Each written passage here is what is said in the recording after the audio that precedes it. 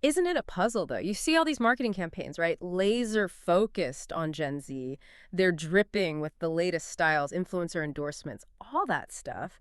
And yet, so often, they just kind of don't seem to land. There's this real disconnect. It is. It's a fascinating blind spot, really. We're digging into a really sharp Q&A exploration today. It's from Cognitive Market Research, just out May 22nd, 2025. And it gets right to the heart of why these Gen Z campaigns often stumble. And it's Yeah. on something surprisingly basic, whether the product actually, fits their lives. Does it work the way they need it to? Exactly. And that's really our mission today. For you listening, we want to unpack this.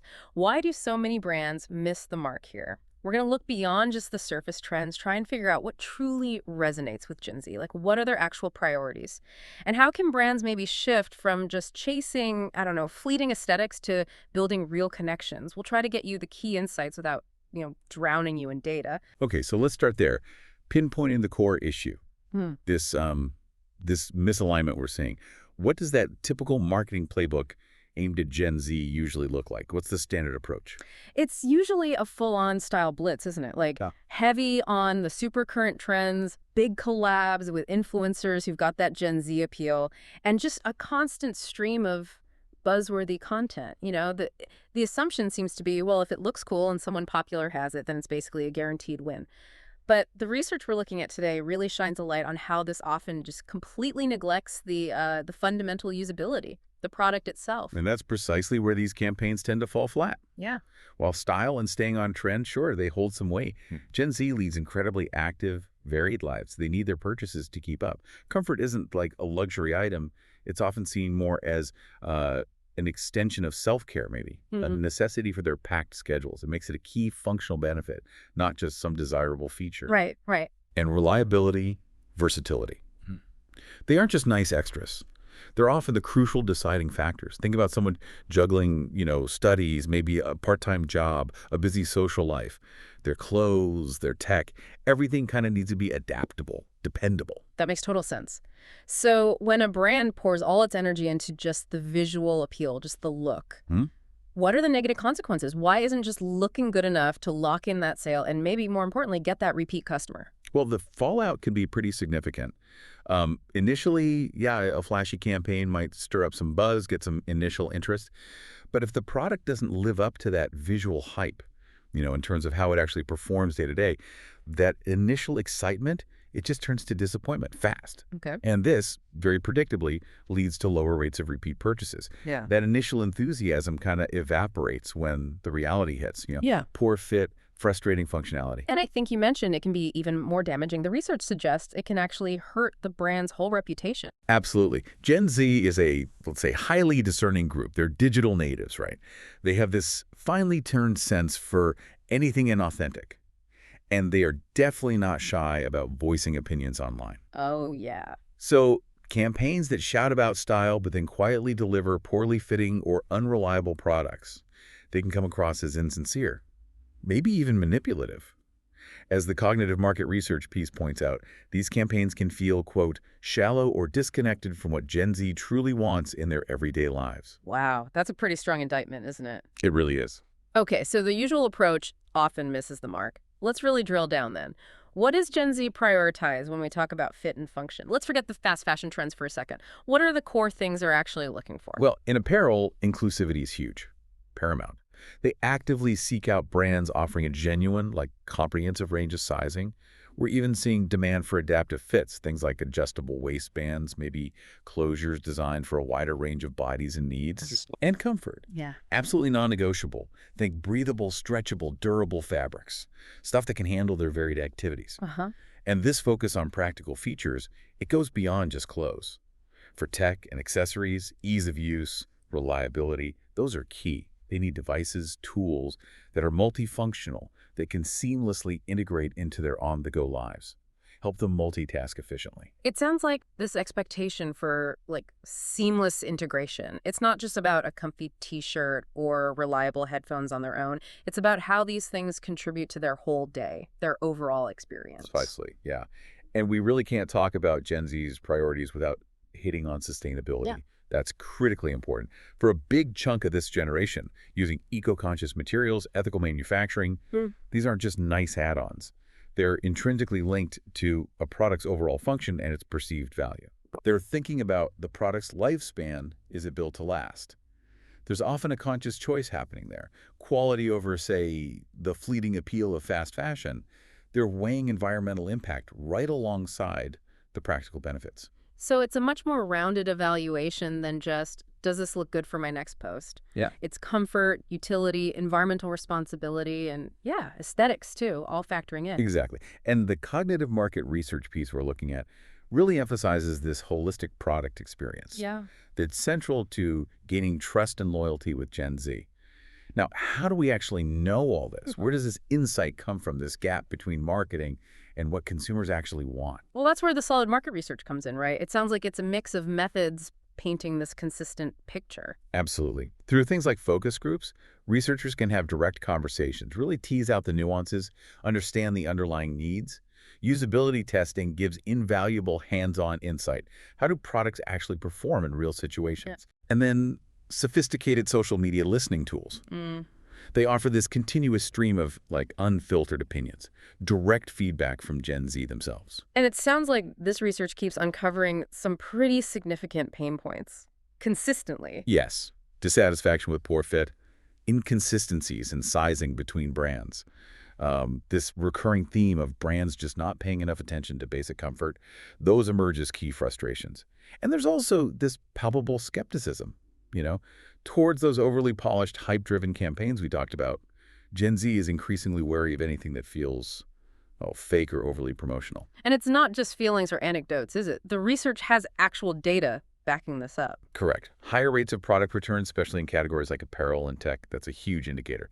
And when you dig into why they're returning items, issues like discomfort, poor usability, they frequently pop up as the main reasons. Yeah. And as we've mentioned, social media acts as this immediate feedback loop. Consumers aren't just returning things quietly. They're often publicly sharing their experiences, calling brands out when products don't live up to the marketing hype. Okay, so the issue is clear. Brands often over-index on style, under-deliver on fit and function. Research highlights it. So what are the concrete steps brands can actually take? What strategic shifts are needed to fix this?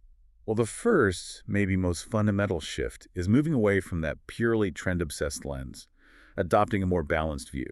Style still matters, sure, it gets attention, but it needs to be integrated thoughtfully with the tangible benefits we've been discussing. Okay. And investing seriously in inclusive design principles, conducting rigorous product testing. It's absolutely crucial. This makes sure the products themselves genuinely meet the diverse needs, different body types, different lifestyles. That should directly lead to fewer returns and, more importantly, happier, more loyal customers. That makes a lot of sense. Focus on building better stuff from the start. What about the marketing itself, though, the communication? How should that change? The messaging needs a pretty significant transformation. Instead of just relying on aspirational images and celeb endorsements, brands should actively spotlight authentic, real user stories, testimonials. Okay. Highlight precisely how the product feels to wear during everyday activities. Emphasize its durability, its longevity. Clearly demonstrate the functional benefits in practical, real-world ways. Move beyond those surface-level endorsements. Cultivate genuine narratives that actually resonate with Gen Z's values and lives. So less about that curated perfection, more about genuine, relatable experiences. How can brands effectively show these tangible benefits? Leveraging a mix of media formats is key here. Short, engaging video demos can clearly show how a product fits different bodies, how features work day to day.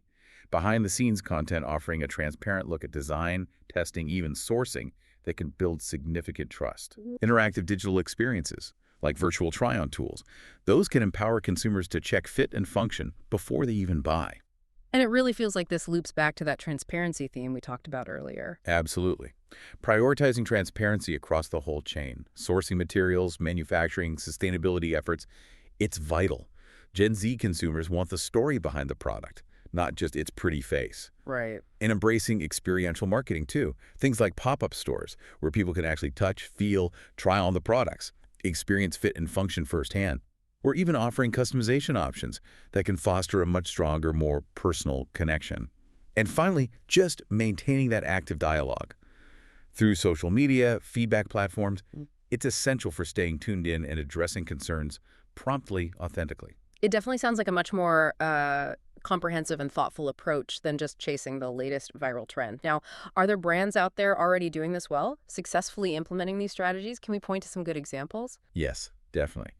And the Cognitive Market Research Report does highlight a few. Outdoor Voices stands out, a great case study in apparel.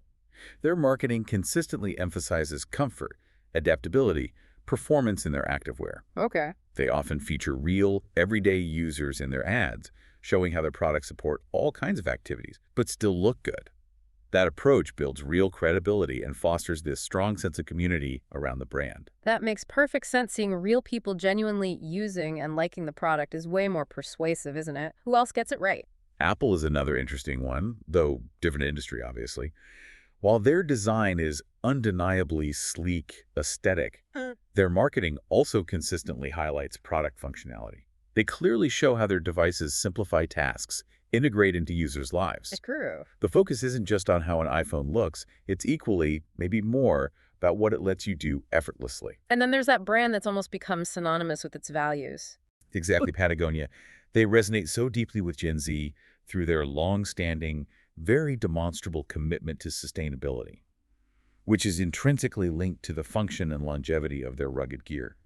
Their campaigns often highlight durability, reliability, the ethical values baked into their products. It's a consistently authentic message that just strongly connects with this group.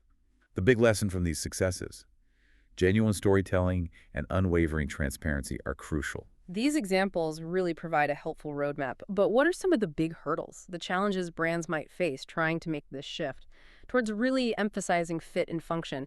It can't be totally smooth sailing.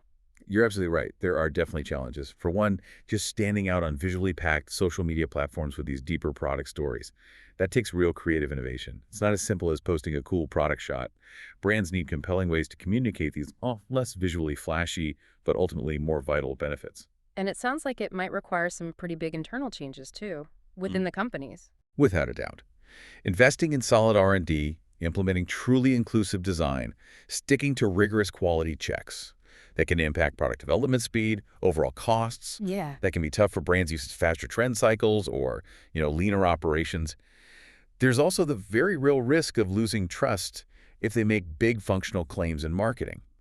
And then the product doesn't actually deliver on comfort or usability. That's a critical point. You can't just talk the talk. You have to really walk the walk demonstrably. Exactly.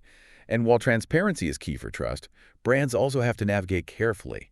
How do you share meaningful info without giving away proprietary secrets to competitors? Tricky balance. Yeah. And effectively collecting and then acting on real-time customer feedback. That needs robust digital systems, organizational agility. Some more established companies might like that right now. Ultimately, getting past these challenges needs a genuine, deep-seated, customer-centric mindset and a long-term commitment to both product quality and brand authenticity. This has been incredibly insightful, really clarified why some Gen Z marketing just falls flat. Before we wrap up, is there maybe one key stat or a particularly compelling, fast fact from the research that really sums all this up? Yes, actually, there's a 2024 study referenced in the Cognitive Market Research Report. It found that a significant 72% of Gen Z consumers prioritize comfort and practical function over fleeting fashion trends when buying apparel. Wow. And furthermore, a striking 68% reported actually returning items specifically because of poor fit or inadequate performance in real life. Those numbers really just hammer home how critical it is to address these core functional factors head-on in marketing if brands genuinely want to connect with this powerful group. Wow, yeah, those numbers paint a very clear picture, highlights the scale of the issue. So to bring it all together for our listeners, what's the main message? The core takeaway anyone trying to reach Gen Z effectively should get from our discussion today? The fundamental takeaway is this: Gen Z isn't only driven by how things look. They value substance just as much, and often, maybe even more. There's this strong emphasis on the practical stuff fit, function that brands consistently seem to underestimate or just overlook in their marketing. Right. So to truly connect, brands have got to make a conscious shift, move away from purely superficial trends. They need to actively build trust through real transparency and by clearly showing the tangible benefits of their products in the context of real life, daily use. And finally, for you, the listener, maybe chew on this broader thought. Is this heightened focus on practicality, durability, genuine value Is it just a Gen Z thing, a defining characteristic of this generation?